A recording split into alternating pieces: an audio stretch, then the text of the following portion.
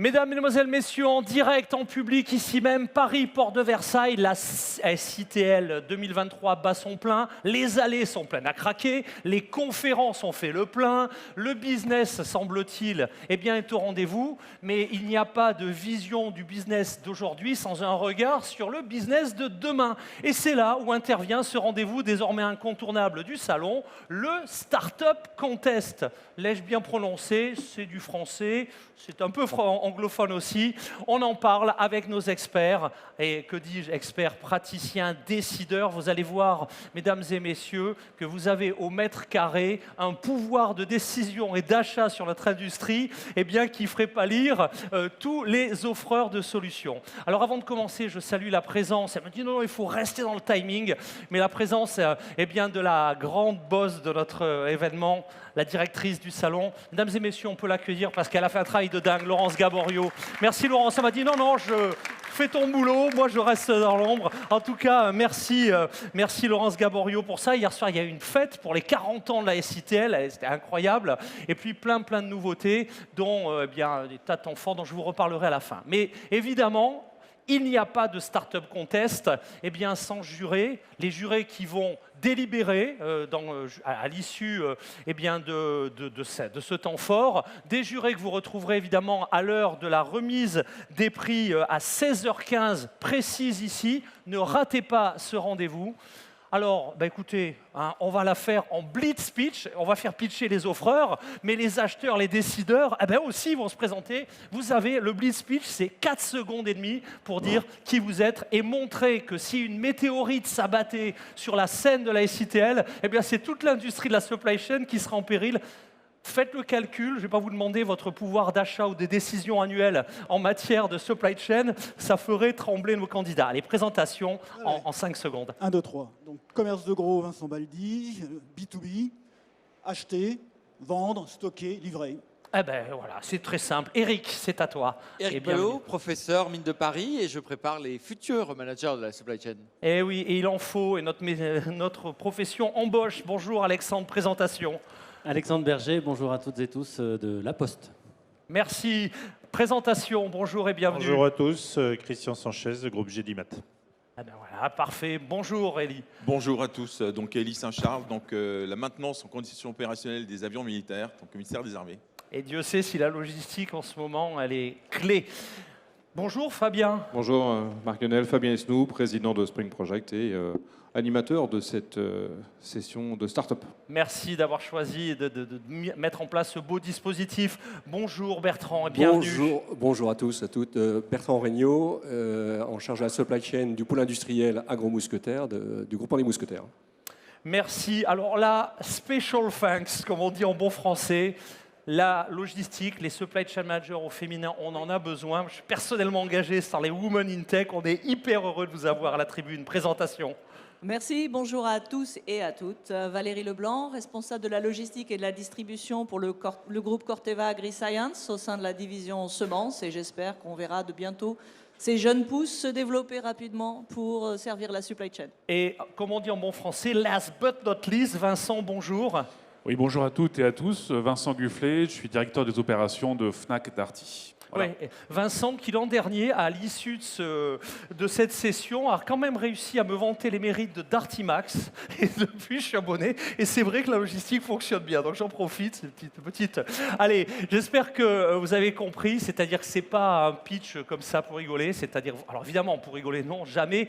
Mais là, pour le coup, vous avez vraiment, messieurs, dames, je crois qu'il y a des dames aussi qui vont pitcher, ce sera le suspense. En tout cas, mesdames et messieurs, les fondateurs de start-up, directement des décideurs opérationnels qui, s'ils sont séduits par votre solution, vont pouvoir être vos premiers, alors tout dépend de la traction et le niveau de levée de fonds dans lequel vous êtes, mais vos premiers gros accélérateurs si vous êtes une jeune start-up, au contraire, faire grossir votre chiffre d'affaires. Voilà, le dispositif, vous le connaissez, ça je vous l'explique très rapidement, c'est une zapette. Il y a un gros bouton vert, c'est pour faire avancer. Si d'aventure vous avez une petite bêtise, vous reculez. Je vous rappelle la règle, il y aura un timer, j'aurai l'œil dessus.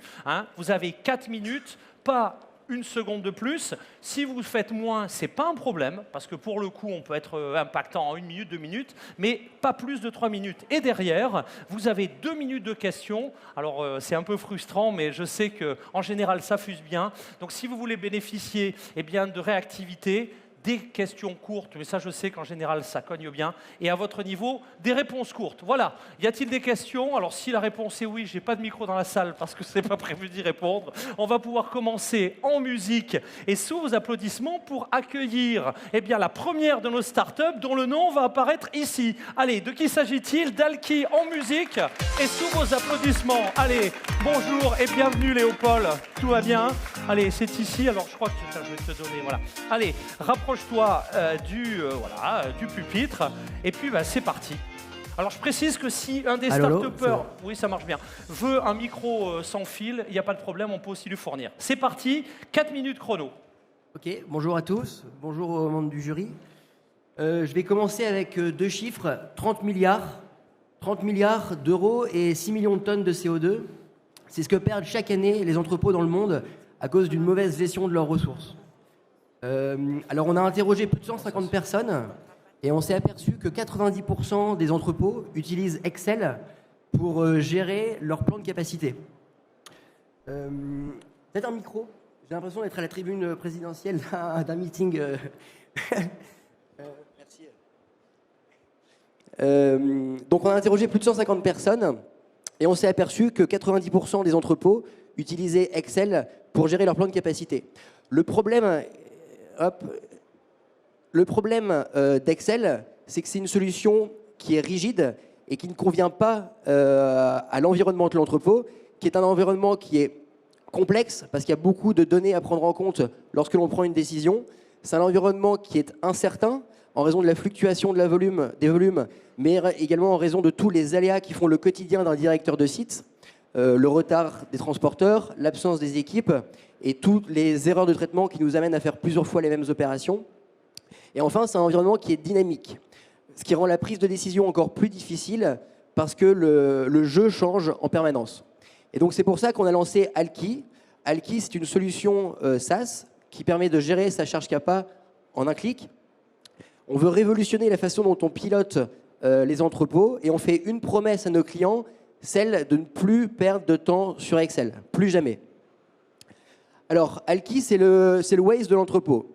Pourquoi on va venir remplacer une solution qui est inefficace par une solution qui automatiquement vous sort la prévision de votre charge, qui vous donne le plan de capacité à horizon 3 semaines et qui vous permet de connaître le plan, les scénarios qui, au sein de la journée, maximisent votre productivité. On sort également des données de reporting qui permettent de faire de l'amélioration continue dans le temps. Et nos algorithmes de machine learning permettent aujourd'hui à nos clients de dégager, de réaliser des gains de productivité de l'ordre de 10%. Alors, pourquoi on est la bonne équipe pour craquer ce problème? Donc, je m'appelle Léopold, je suis le cofondateur d'Alki, je m'occupe de la partie commerciale et financière. J'ai travaillé pendant 5 ans chez Jumia en tant que directeur pays, directeur logistique. Et j'ai notamment monté un entrepôt de 100 personnes from scratch, donc j'ai été confronté à ce problème. Mon associé et cofondateur, Tanguy, s'occupe de la partie tech et produits. Je regarde le temps, ok. S'occupe de la partie tech et produits. Tanguy a obtenu sa thèse à l'école polytechnique et il est l'auteur de 3 brevets. Il a travaillé chez Total Energy sur des sujets de prévision et d'optimisation avec du machine learning. Donc notre stratégie, alors avant de parler de la stratégie, notre histoire, avec Tanguy, on s'est rencontrés Entrepreneur First, on est hébergé à Station F, on est accompagné par Wilco, BPI France et la région Île-de-France. Et notre stratégie consiste à commencer à travailler avec les prestataires logistiques. Pourquoi? Premièrement, ils sont 150 à couvrir plus de la moitié du parc d'entrepôts en France.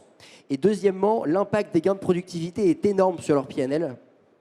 Et donc, c'est vraiment au cœur de leurs enjeux. Pour les convaincre, on peut compter sur une technologie qui est puissante, sur des interfaces modernes et sur le fait qu'on soit agnostique en termes de WMS. Aujourd'hui, notre solution équipe un entrepôt. On a 5 entrepôts dans la roadmap 2023 et on fera cette année entre 150 et 200 000 euros de chiffre d'affaires.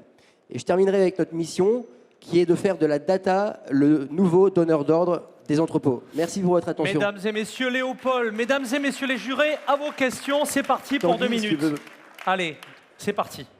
Très rapidement, parce qu'on est dans les temps, mais vraiment dans les temps précis. Allez, qui commence? Vas-y, Eric. Bonjour, merci pour la présentation. Comment se positionne votre solution par rapport au TMS Comment ça s'articule? Réponse courte. Oui, bonjour. Donc, en fait, notre solution, on aime dire que c'est des modules complémentaires au TMS, au WMS, au WCS, aux OMS. Donc, en fait, on vient se connecter dessus. Nous, le but, c'est de centraliser justement toutes ces données pour pouvoir apporter les décisions et les recommandations en temps réel. Une autre question. C'est parti. Valérie. Quel degré de flexibilité offre Alki vis-à-vis des problématiques utilisateurs? Est-ce que vous avez des capacités low-code, no-code que les utilisateurs peuvent mettre en œuvre pour être plus agiles? Excellente question. Donc aujourd'hui, nous n'avons pas encore de no-code et low-code, mais c'est la stratégie prévue pour 2024 pour justement, notre but est de rendre l'outil 100% configurable, puisqu'on a vu que par exemple sur les WMS, ça prenait beaucoup de temps d'intégrer. Et donc le but, c'est d'aller dans ce sens-là et d'amener des solutions no-code et low-code. Donc on est en train d'étudier le problème. 48 secondes, Elie. Oui, donc je pense qu'effectivement la data est un élément extrêmement important dans le futur de la supply chain. Alors comment vous envisagez effectivement la qualité de la donnée, quand on parle de prévision, la qualité de la donnée, c'est le cœur pour avoir des résultats. 30 secondes pour conclure. Oui, donc on a la chance d'avoir des systèmes d'information qui sont déjà dans les entrepôts, les WMS en l'occurrence, qui ont d'excellentes données et qui ont un historique quand même assez important. Et là-dessus, même si les données ne sont pas clean, nous, on a en interne du data pre-processing qui viendront soit supprimer certaines données parce qu'on considère qu'elles vont perturber le résultat, ou soit apporter une valeur manquante, par exemple, soit par des statistiques, tout simplement. Merci à tous les deux, on peut les applaudir. Bravo messieurs, bravo déjà pour votre énergie, votre initiative. J'appelle tout de suite en musique et sous vos applaudissements la start-up suivante, mes amis. Allez, Doc Loop. Apparemment, Doc Loop a ses fans. Comment ça va? Allez, c'est... Ah bah Doc Loop. Non mais... Ah bah c'est Doc Loop. Ah non, on n'inverse pas, pas de blague, rigolez pas. Doc Loop, ici même. Allez, on se dépêche. C'est parti. 4 minutes pour convaincre. En avant la musique. Bonjour à tous.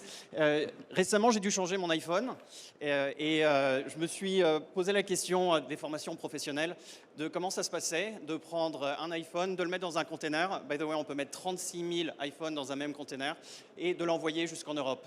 Et en fait, on se rend compte qu'il y a énormément... Est-ce que ça marche? Ouais, c'est le gros bouton vert. C'est ça. Voilà. Donc on s'est rendu compte qu'il y a une trentaine d'acteurs. Là, voilà, ça va aller. Il y a une trentaine d'acteurs qui vont échanger 70 documents, ce qui correspond à peu près à 200 pages de documents qui sont réutilisés, réimprimés, étape après étape en partie. Et si on prend le nombre de 800 millions de conteneurs qu'il y a dans le monde, on se rend compte que chaque année, il y a 1000 milliards d'échanges documentaires qui sont mis en place. Donc on a cherché à comprendre ce qui pouvait se passer sur pourquoi est-ce que ces documents sont réimprimés, pourquoi il y a de la ressaisie manuelle, etc.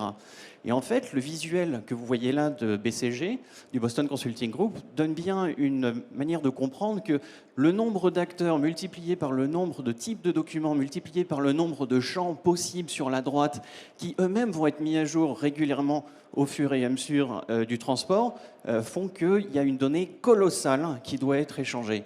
Et le sujet numéro 1 qu'on a pu identifier en passant des centaines d'heures à discuter avec des clients, avec des experts de l'industrie, c'est de se rendre compte que la ressaisie manuelle vient du fait du manque d'interopérabilité des systèmes. Pourquoi manque d'interopérabilité?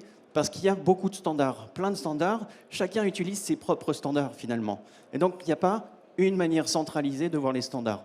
Pourquoi? Parce qu'il y a plein de solutions qui ont été mises en place, des solutions fragmentées, qui répondent en vase clos à un certain nombre de partenaires qui vont pouvoir répondre et essayer d'intégrer verticalement la solution. On a des intégrations qui sont coûteuses vers chacune de ces solutions fragmentées. Et si, en tant que TPE ou PME, je souhaite pouvoir partager avec plusieurs de ces solutions, eh ben je multiplie mes coûts d'intégration. Donc on a vraiment un sujet de numérisation et de difficulté de standardiser ces informations. En plus, si je veux garder la confidentialité de mes données clients, je n'ai pas forcément envie d'aller les donner à mon concurrent qui va avoir cette solution. Donc on a des sujets d'interopérabilité qui sont clés. Et donc on a décidé de créer DocLoop qui centralise cette information et qui nous permet de prendre sur la gauche des factures, des packing lists, des bill of lading, de la documentation de douane, etc., le faire passer dans une moulinette d'intelligence artificielle qui n'était pas possible il y a 5 ans, qui n'était pas possible il y a 2 ans, mais qui est possible aujourd'hui avec des nouveaux modèles et qui nous permet de prendre n'importe quelle donnée, n'importe quel format, depuis n'importe quel standard, pour les remettre vers n'importe quel standard, vers des TMS, des WMS, des plateformes de contrôle, etc. Donc il n'y a plus de ressaisie manuelle à partir du moment où on met en place cette solution. Donc, en quoi consistera bientôt pour tous et pour vous le réflexe DocLoop?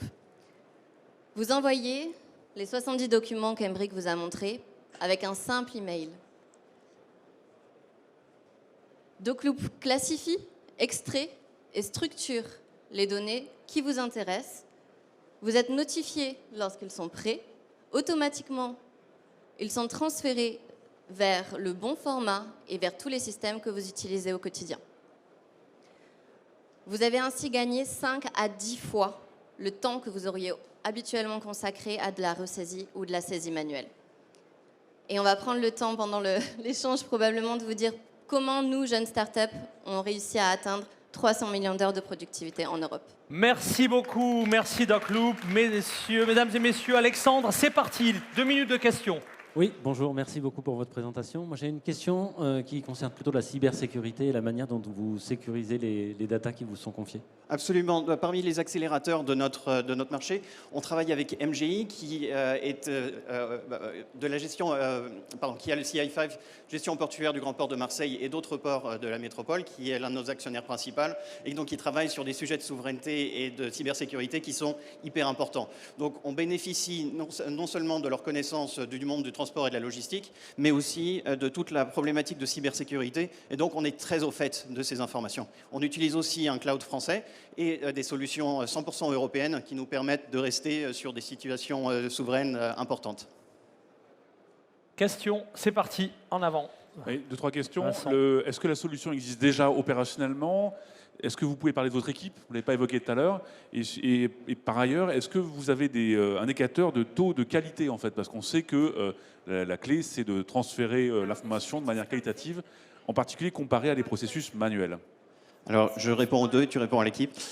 Sur les capteurs de qualité, donc absolument, on a des taux qui montent à 80-85% à peu près en natif sur les différentes solutions qu'on a mises en place. On monte à 95%, voire 98,1% ce mois-ci sur les données qu'on peut avoir de traitement de documents et d'algorithmes à partir du moment où on fait rentrer un petit peu de manuel dans les solutions. Et l'intelligence artificielle ne se fait qu'avec du manuel actuellement en partie, donc il faut bien faire la combinaison des deux.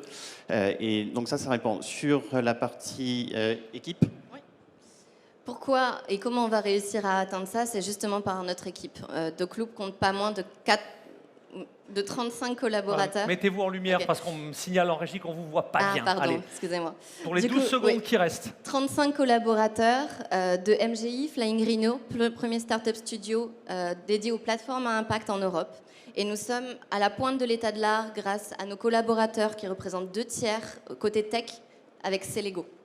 Merci à tous les deux. Non, pour la dernière question, on a un client dans la salle. Merci beaucoup, Emeric. Désolé, c'est la règle. Par contre, vous avez évidemment toute la SITL pour échanger sur vos stands. Le 3e candidat, bravo, good job, comme on dit. En anglais, le 3e candidat, eh bien, on va le découvrir tout de suite en musique et sous vos applaudissements.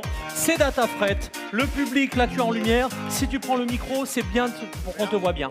Allez. Bonjour tout le monde. Moi aussi, je vais vous parler d'un chiffre, 120 milliards. 120 milliards, c'est ce que les entreprises françaises ont dépensé en 2022 en prestations de transport de marchandises. Et le problème, c'est que 90% des entreprises ne contrôlent pas ou contrôlent peu leurs factures de transport. et jusqu'à 15% des factures de transport comportent des anomalies de facturation.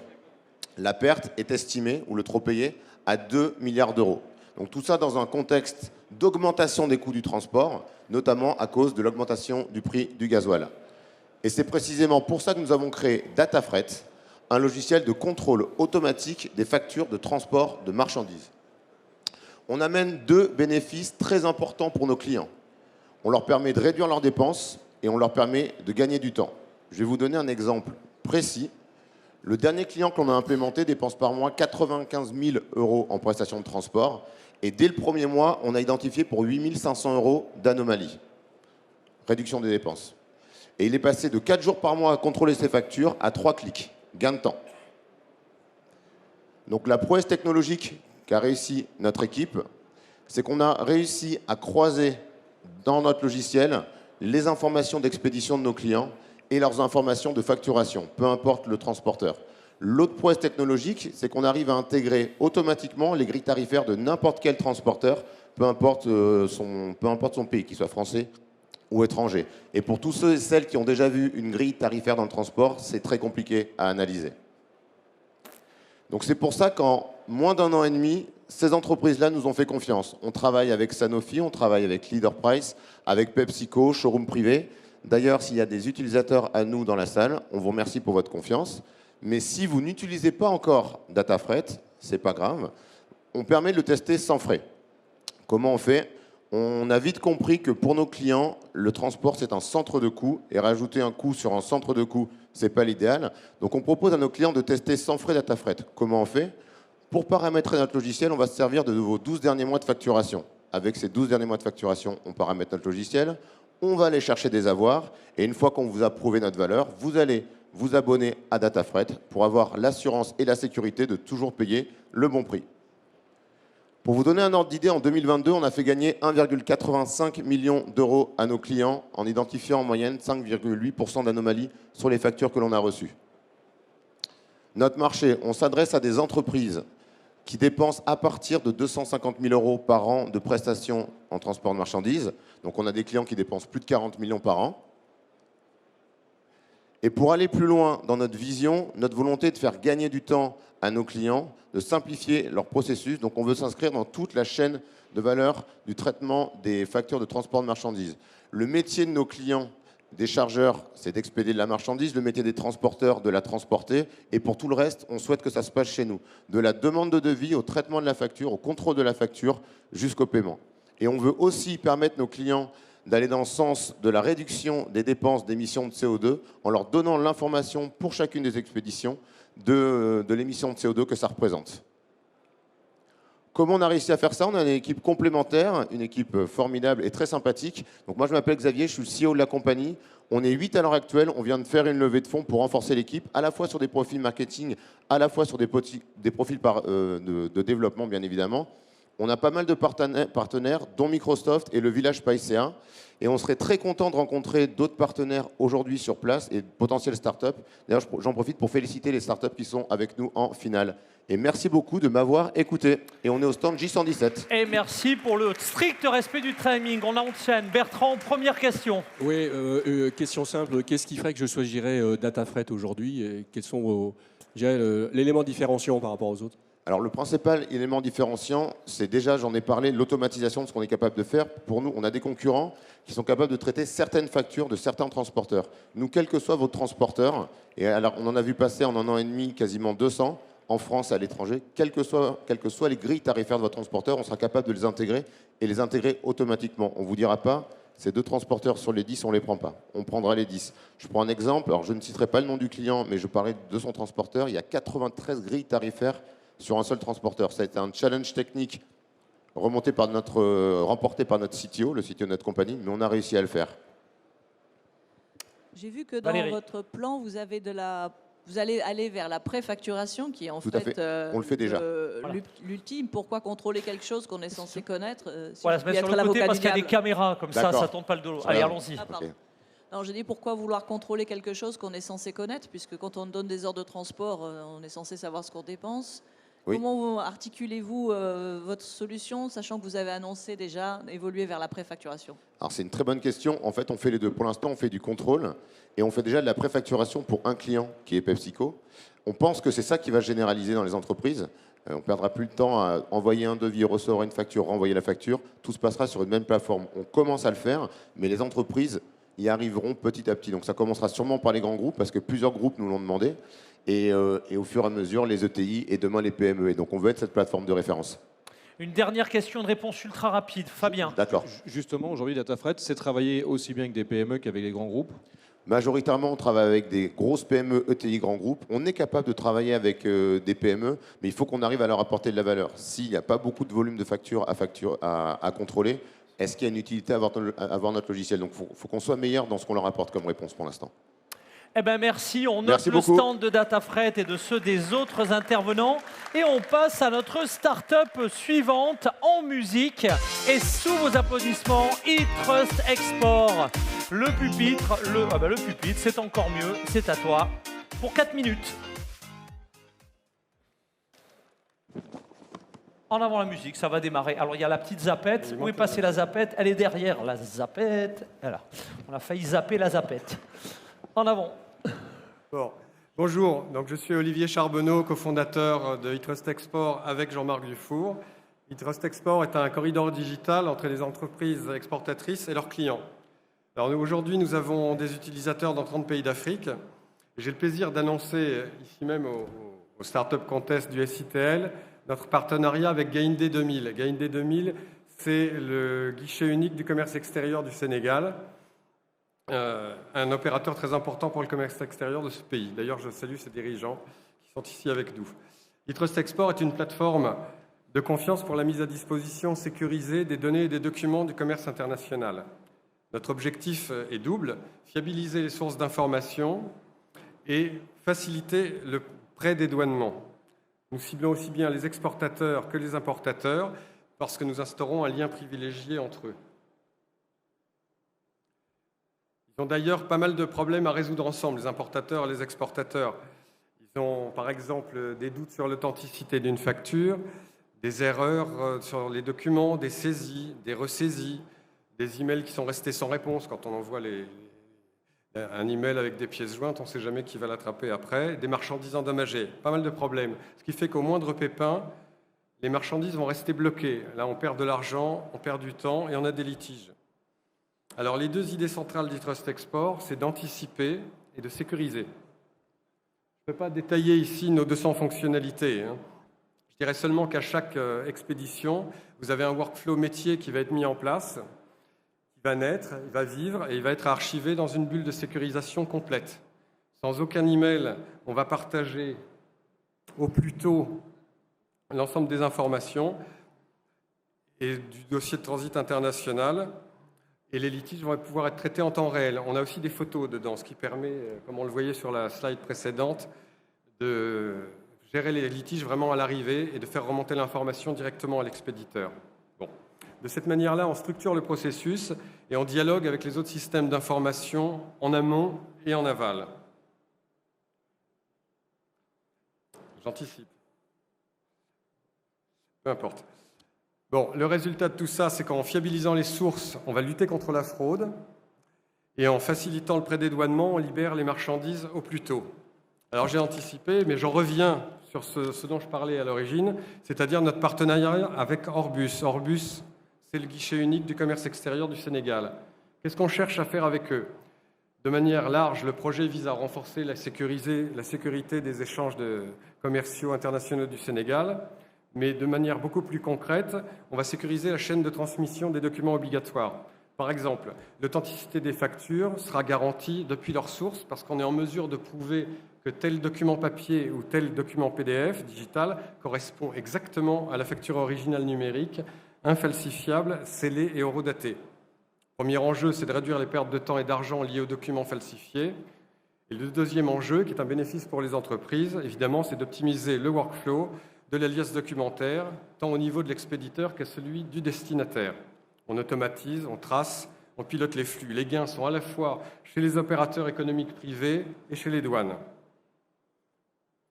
Alors, Aujourd'hui, là où les documents arrivent au format papier, demain, ils seront intégrés automatiquement dans leur forme d'origine numérique et ils pourront être véhiculés en aval pour tous les autres traitements administratifs. Ça, c'est très important.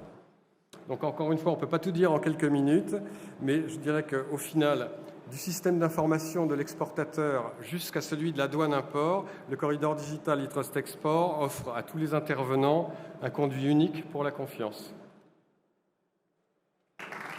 Merci beaucoup pour ce focus. C'est l'heure des questions qui s'y collent.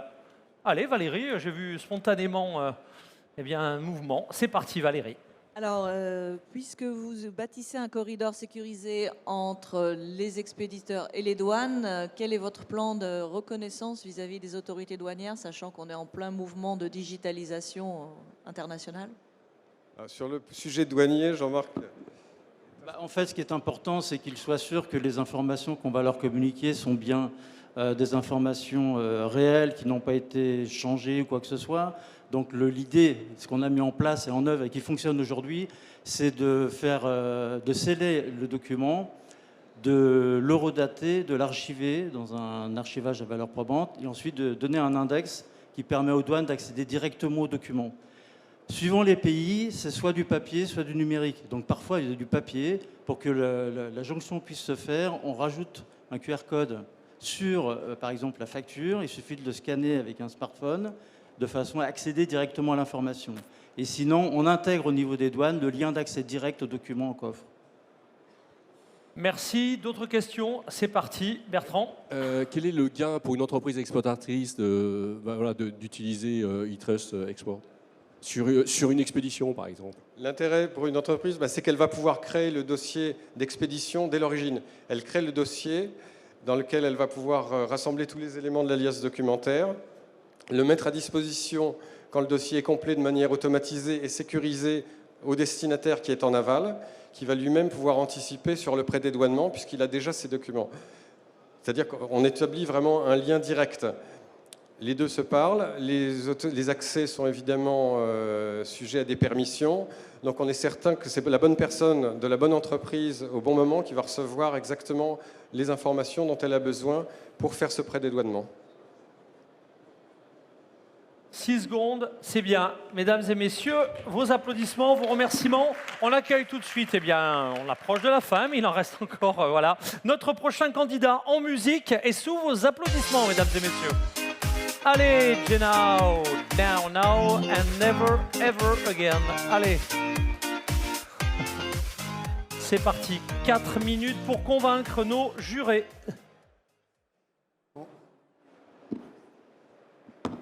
Bonjour à toutes et à tous. Donc, je suis le cofondateur de Now, une start-up qui compte 11 personnes aujourd'hui. On s'attaque à un problème qui touche les collectivités, les entreprises et les assureurs, qui est la collision de véhicules poids lourds avec des obstacles en hauteur. Et par exemple, en France, on a 5 collisions par jour. Et la moyenne des coûts en France pour les collectivités, c'est 15 000 € par collision. Pour les assureurs, c'est encore plus élevé. Donc, on a identifié le problème par rapport aux chauffeurs qui estiment mal la hauteur de leur cargaison et le volume de leur cargaison. Donc, du coup, on voulait résoudre cette problématique-là. Donc du coup, je vais passer. Donc, par rapport au dispositif qui existe aujourd'hui, on peut utiliser la girafe ou il y a d'autres dispositifs, des portiques qui analysent la hauteur des véhicules. Sauf que ces dispositifs-là, ils manquent de précision et d'efficacité. Ce qu'on a imaginé, on a imaginé un boîtier qui s'installe sur le véhicule, qui va mesurer d'une manière autonome la cargaison. Donc c'est le plus chauffeur qui va intervenir sur cette phase-là.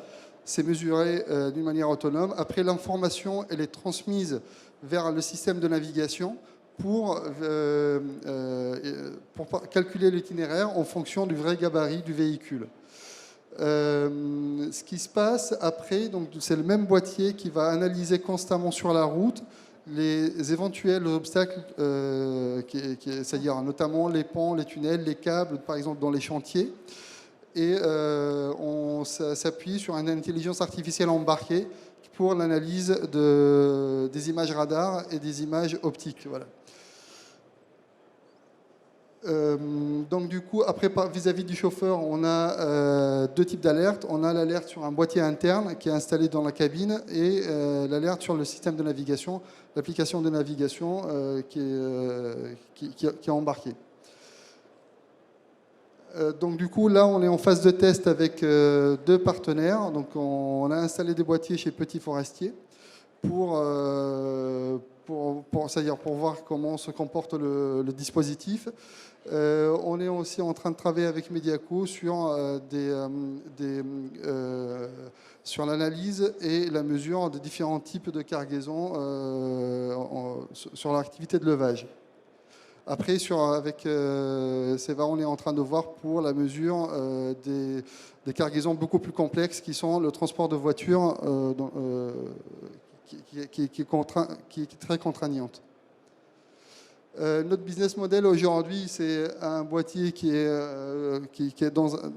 avec un prix de vente de 420 € avec un petit abonnement de service.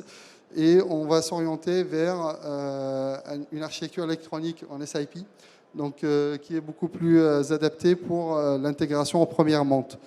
Pour rappel, c'est nous-mêmes qui concevons le hardware, donc du coup il a fallu développer toute la partie architecture électronique. L'antenne radar, elle a été développée en interne, on l'a caractérisée avec le CNRS et certifiée en Allemagne avec Conrad. Donc ça, c'est le timeline de notre... c'est-à-dire de notre projet. On a deux thèses CIFRE, une avec l'école des mines Brest et pour tout ce qui est antenne on package, et l'autre avec l'école des mines Alès qui est pour tout ce qui est intelligence artificielle. Merci beaucoup. Peut-être pendant les questions. Merci pour vos applaudissements. 2 minutes de questions. C'est parti. Éric Ballot. Fabien ensuite. C'est parti. Oui, merci pour la présentation. Deux toutes petites questions. La première, c'est quel est le montant des dommages annuels? Et deux, à qui s'adresse la solution? Réponse rapide. La solution s'adresse micro. Voilà, c'est bon. La solution s'adresse par exemple aux assureurs. C'est-à-dire, par exemple, si un chauffeur qui est impliqué dans la destruction d'un pont, ça coûte énormément cher de reconstruire un pont, ça coûte quelques millions d'euros. Après, pour les entreprises, par exemple, de location de véhicules ou d'entreprises, des transporteurs, où la partie haute, elle n'est plus assurée parce qu'ils sont impliqués dans plusieurs collisions. Voilà. Allez. Fabien, une question? C'était équivalent à Eric. En fait, j'avais une problématique Okay, sur le marché cible. Parce que pour le coup, l'accidentologie, c'est un sujet qui est vaste. Oui. Visiblement, c'est par vertical qu'il faut... Et en fait, vous ne nous avez pas parlé de... c'est quoi votre marché potentiel? Est-ce que toutes les filières de transport sont concernées? Je suis un peu perdu, moi. Je ne sais pas qui vous allez vendre, quoi. Christian et Vincent, votre question dans la foulée, parce qu'on aura peu de temps pour y répondre, si c'est bon. Ça rejoint la même problématique. Ok, pareil, Vincent. Pourquoi ne pas passer via les constructeurs automobiles, par exemple? Rapide, ouais. Non, moi j'ai une question sur l'équipe, savoir qui vous êtes et combien vous êtes. Allez, c'est parti en 40 secondes. Voilà, donc on est 11 personnes. On a une équipe qui est composée de 4 ingénieurs en électronique embarquée, 2 ingénieurs en intelligence artificielle et 3 ingénieurs en back-end et développement d'applications mobiles. Par rapport au marché, donc, il y a tout ce qui est entreprises qui font du transport avec des hors gabarits, avec des cargaisons variables en hauteur. Des loueurs de camions parce que c'est les particuliers, c'est-à-dire ou des. Donc... Et allez, finissez la phrase. Et c'est bon, les particuliers. Allez, eh ben merci, c'est jamais facile. Merci, il nous reste 2 startups. Thelma est aux commandes, elle me donne toutes les infos en direct, c'est cool. Eh ben j'appelle la suivante, mes amis. Vous croyez qu'on est là pour se reposer? En musique et sous vos applaudissements. Ah ben... Bon, on va dire que du côté de Privamap, il y a du support. C'est parti. Gdzie stoisko M114? Bonjour à tous, bonjour les membres du jury. Tout d'abord, je suis très heureux d'être là aujourd'hui pour communiquer en fait la vision de Privamap. Je m'appelle Vianney Lortiwar, je suis l'un des 3 cofondateurs de cette société lilloise. Hop. Le gros bouton vert, ça. Oh, t'inquiète ça... pas. Ah. J'appuie dessus, mais c'est Voilà. parti. Très bien. On va y arriver. Hein. Que se passe-t-il Non, mais je...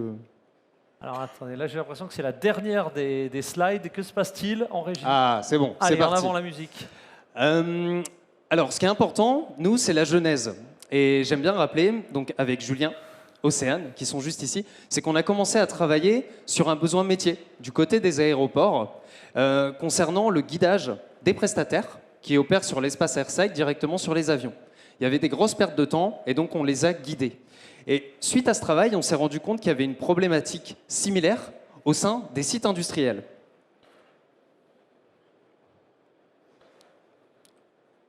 Je dois avoir des ondes, hein, je ne sais pas, on va voir. Donc, notre constat, au niveau des sites industriels, vas-y, je te fais des signes et tu passes au pire. Hein. Vas-y, tu peux passer, mettre toute la slide, ça va le faire. Donc, aujourd'hui, on est sur un marché du transport, je ne vais pas vous l'apprendre, qui est sous tension. On a une tension économique et on a une tension aussi bien au niveau de l'offre.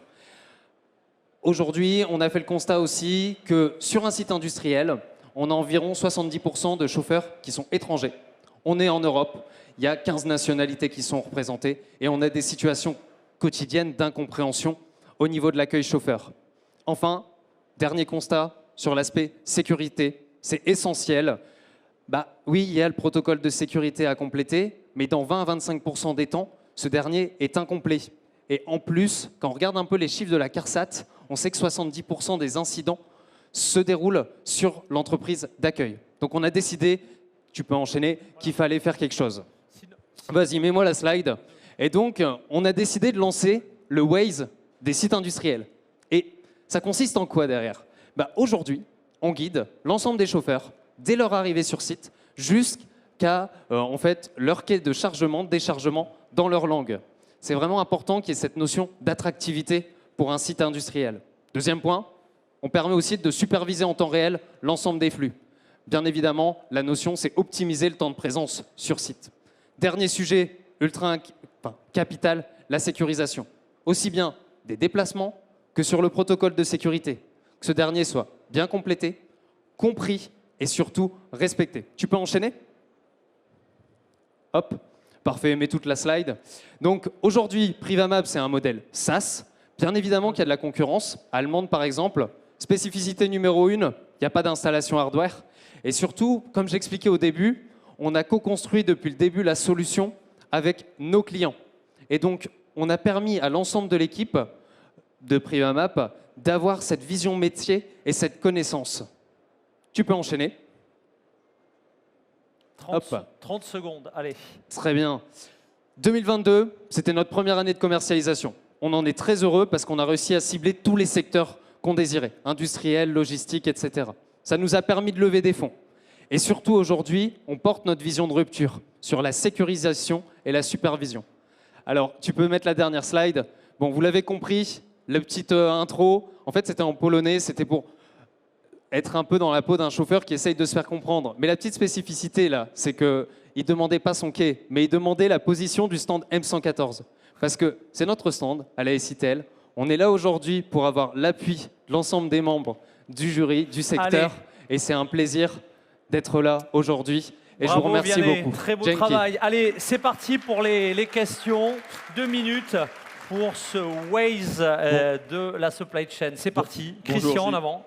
Christian, Valérie. Alors, Élie. Allez, on y va. Donc, on a vu qu'il y avait 250 sites. Est-ce que vous avez une stratégie de développement en Europe et ailleurs pour pouvoir... Exactement. En fait, on cible en France actuellement. Et aujourd'hui, on a déjà fait les études Allemagne, Italie, Espagne, qui ont exactement la même typologie que le secteur français. Valérie, Christian, Eric, s'il y a du temps. Quels sont réellement vos clients? Est-ce que ce sont les sites eux-mêmes pour sécuriser? Est-ce que ce sont les chauffeurs? Quelle est votre approche court terme, moyen terme, long terme? Aujourd'hui, nos clients directs sont les sites industriels. Néanmoins, quand on travaille par exemple avec des aéroports comme Aéroport de Paris, on passe plutôt avec des intégrateurs. Et c'est cette logique-là qu'on a au niveau de l'implémentation aujourd'hui, au niveau de l'Europe. Merci. Une question encore, vas-y. Mon transporteur polonais, quand il arrive sur un site, il va gagner combien de temps grâce à Privamap? Alors, aujourd'hui, il va y avoir le gain de temps direct sur le temps de présence. On est de l'ordre de 15% pour chaque chauffeur. Et on va avoir aussi le gain de temps sur toutes les opérations de protocole de sécurité et de remplissage des données.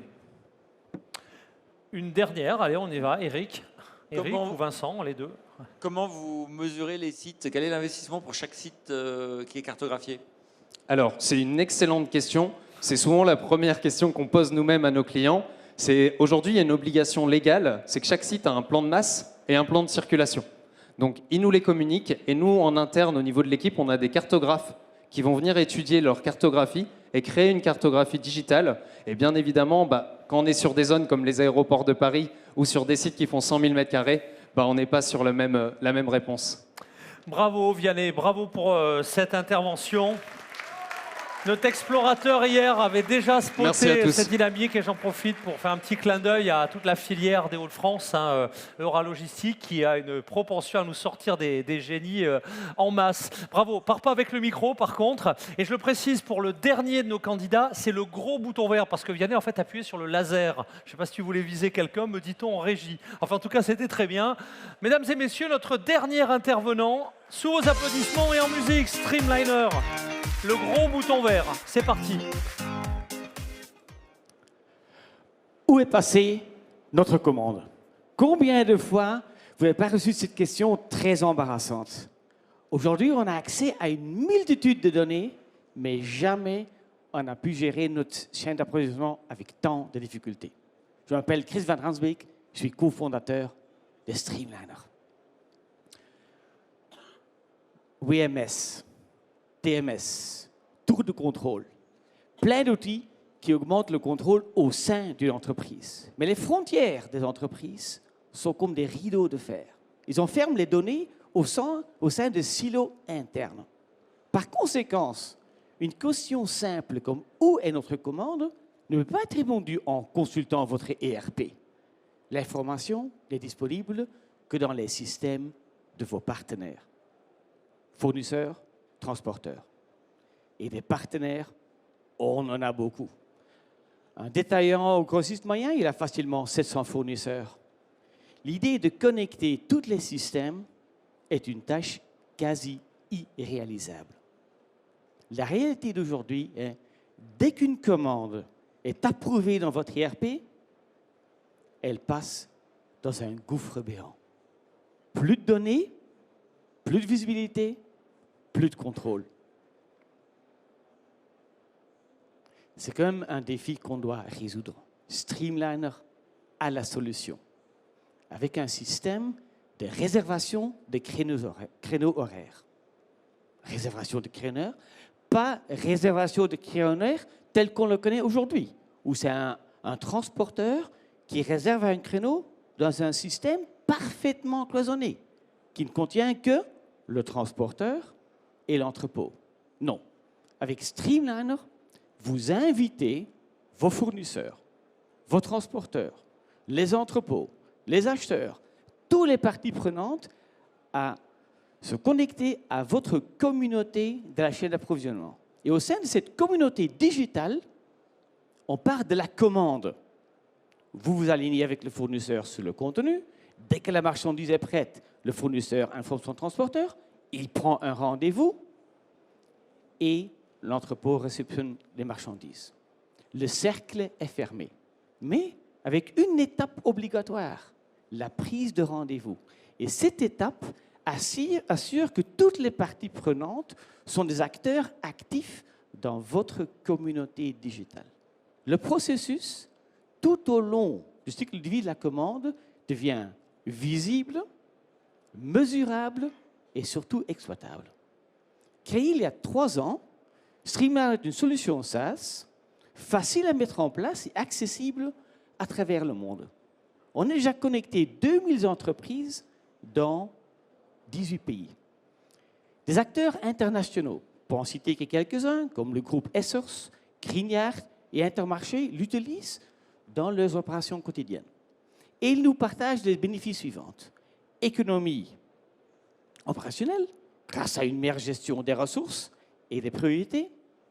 Une simplification administrative, grâce aux capacités de communication et collaboration intégrées. Messagerie instantanée, échange de documents de photos et surtout un système de notification automatique qui alerte que les parties prenantes. Et enfin, un meilleur service grâce au partage d'indicateurs de performance en temps réel. Si vous voulez garder une longueur d'avance sur vos concurrents, demandez encore aujourd'hui une démonstration de Streamliner. L'équipe vous attend à notre stand G112. Merci. Merci et bravo. 2 minutes de questions pour notre dernier candidat époustouflant. J'aimerais pas être à votre place pour la délibération. C'est parti, Alexandre. Bonjour, merci beaucoup pour la présentation.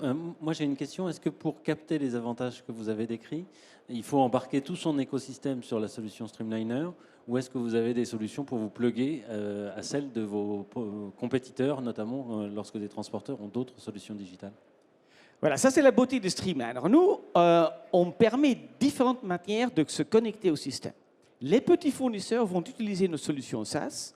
Les plus grands peuvent se connecter via API à la plateforme. Ce n'est pas une solution pour toutes, c'est vraiment parce que vous avez des fournisseurs qui sont très sophistiqués, voire très simples. Tous peuvent se connecter de leur manière à la communauté digitale. Une autre question? Allez, Valérie. Comment arrivez-vous à gérer les certains besoins de confidentialité qui peuvent exister entre les différents partenaires, les différents niveaux de documentation et d'information? Très, très, très bonne question. Pour nous, la communauté digitale, c'est vraiment, il y a des murs chinois entre les communautés.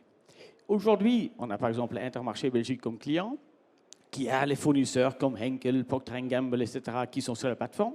Avec leur compte, ces fournisseurs peuvent adhérer à d'autres communautés.